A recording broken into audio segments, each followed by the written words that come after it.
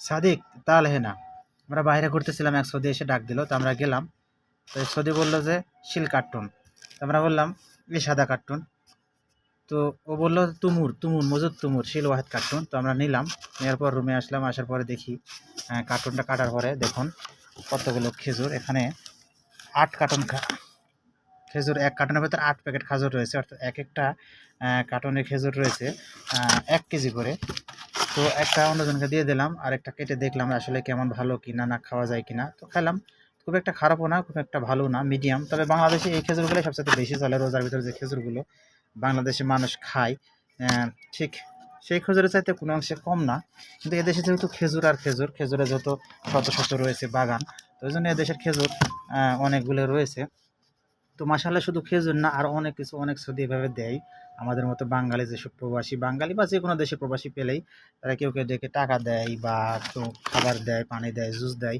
অর্থাৎ তিনারা অনেক কিছু, অর্থাৎ এদের মধ্যে একটা মানবতা কাজ করে, মানবতার ফেরিওয়ালার মতন কাজ করে। তো সব সৌদি এক না, তো প্রায় সৌদি এরকম ঠিক রোজার ভিতর খাবার দেয়।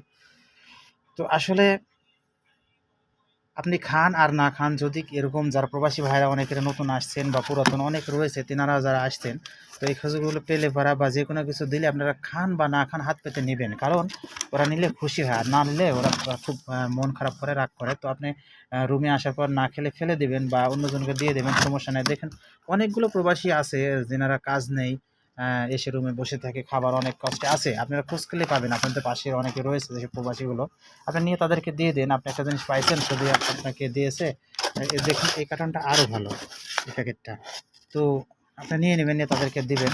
তো এদেশে শুধু এভাবে না, রাস্তাতে না ডেকে ডেকে শুধু দেয় না, মসজিদে আপনি গেলে এরকম শত শত খেজুর পাবেন, যেগুলো সুন্দর, আরও ভালো ভালো খেজুরগুলো রেখে দেয়, এবং পানির বোতল রেখে দেয়, নামাজ শেষে একটা দুটো করে নিয়ে খেয়ে পানি খেয়ে চলে আসা যায়। কিন্তু আমাদের দেশে যদি এরকম রাখা হয়, তো আমার জানা মতে যে যতদূর পারবে ঠিক সে ততদূর নেবে, কারণ কিছু কিছু ওইরকম বাঙালি আমাদের মতো বা আমরা রয়েছি এখানে, ওরকম প্রবাসী যে মসজিদে গেলে দেখা যায় যে অনেকগুলো বাঙালি আমরা রয়েছি যে যতদূর পারি কার্টুন নিয়ে নেয়, এমনকি যদি পারে পানির একটা বোতল না, পুরো কার্টুনটাও নিয়ে নেয়। এরকম অনেক প্রবাসী এখানে রয়েছে, তাদের জন্য মান সম্মান হানি হয়, তারা মানে কেমন একটা ভাব দেখায়, অর্থাৎ মানে আদলকে বলা যায় না, বাংলা ভাষায় আদলকে মতন করে, যে কখনো মনে হয় খায়নি, এভাবে নিয়ে নেয়। অনেকেই রয়েছে, এদেশেও রয়েছে, আসলে সব দেশে এটা রয়েছে, প্রবাসী বাঙালি যেহেতু রয়েছে, অনেক জায়গাতে এরকম রয়েছে।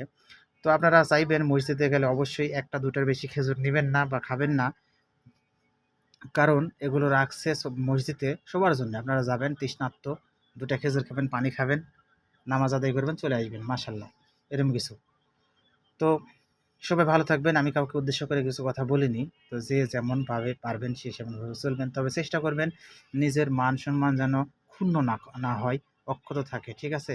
সবার কাছে মাথা উঁচু করে দাঁড়িয়ে চলাটাই উত্তম, ঠিক আছে? ব্যবহারী বংশের পরিচয়, যে যেখানে যাবেন, যে মসজিদে যান না কেন, সাধ্যমতো অল্প অল্প করে নেবেন, খাবেন, চলে আসবেন, বাস।